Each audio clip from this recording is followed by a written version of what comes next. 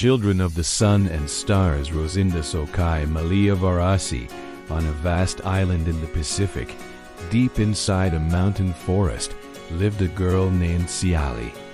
She was shy and spoke little, but her curious and thoughtful eyes noticed everything around her. Siale's village was nestled among the tall trees of the eastern mountains. From their high grounds, the people of the village could see beautiful sunrises appearing over the water each morning. Every day at dawn, the villagers gathered to pray to the morning sun. "Please give us your golden light," they prayed, "so our crops can grow strong beneath the forest canopy." The village elders often told stories about others who lived on the western plains of their island. "They pray to the evening sun and live differently," said the wisest elder. "But we must respect all ways of life." One season, the crops began failing. The plants withered despite getting enough sunlight, and worry spread throughout the mountain community. The leader of the village tasked his people to find answers. Some villagers who had traveled down to the beach reported back on what they had discovered.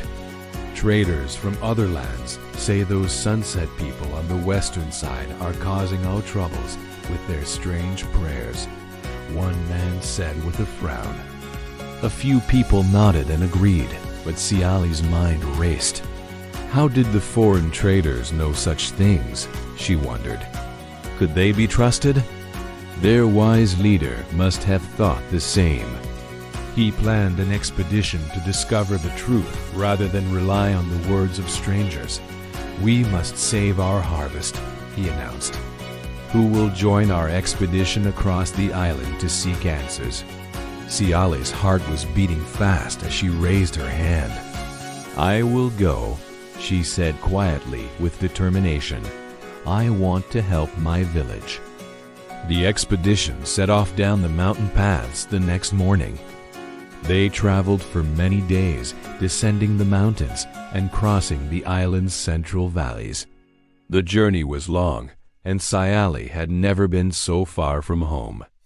After nearly a week, they reached the western plains where trees gave way to open fields that gently rolled toward the shore. The evening sun cast long shadows across the land. Near the western beach stood a village of round huts with fishing boats pulled up onto the sand. People moved about, tending to gardens and mending nets as the sun began to set. "Be careful of these people. They pray to the evening sun," sneered an expedition member. "Watch out, they are different from us." "I hear they are dangerous," scowled another. But Siale didn't feel scared at all. In many ways, the village reminded her of her own home. Siale hung back as the expedition leaders explained their presence. She watched with wonder as western villagers gathered to face the setting sun, its orange glow reflecting on the ocean waters. Suddenly, a boy with light brown messy hair stepped up to greet her. "Welcome, I'm Alapate, the son of the village elder," he said brightly.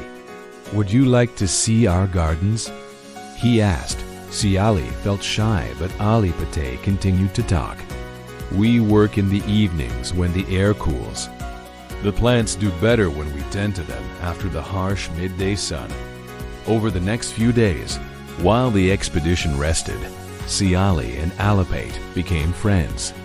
Siale shared how their mountain plants began to grow strong and green, but then turned yellow and wilted before the harvest.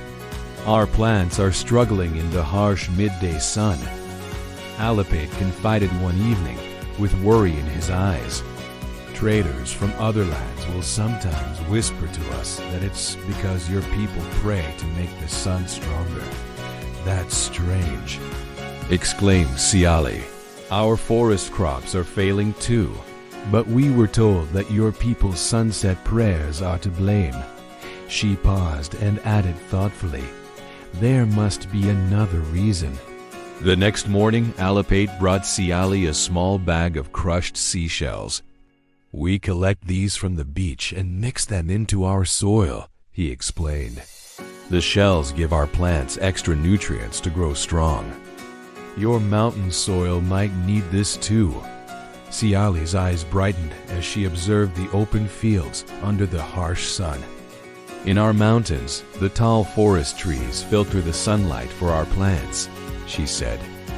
"Perhaps palm leaf coverings could shield your crops during the intense midday heat." When it was time to leave, Siale hugged her new friend goodbye.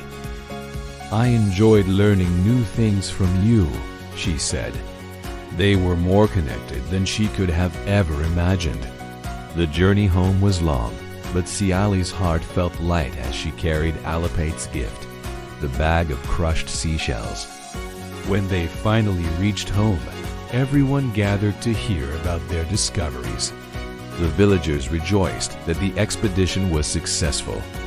The island neighbors respected each other and learned new things, while the fake stories of the foreign traders were uncovered.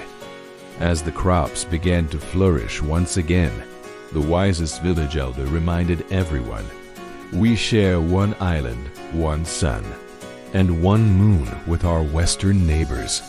His words filled Siale with hope. Siale smiled, dreaming of her next big journey and the friends she would make. And as promised, she never forgot her friend who lived by the endless blue.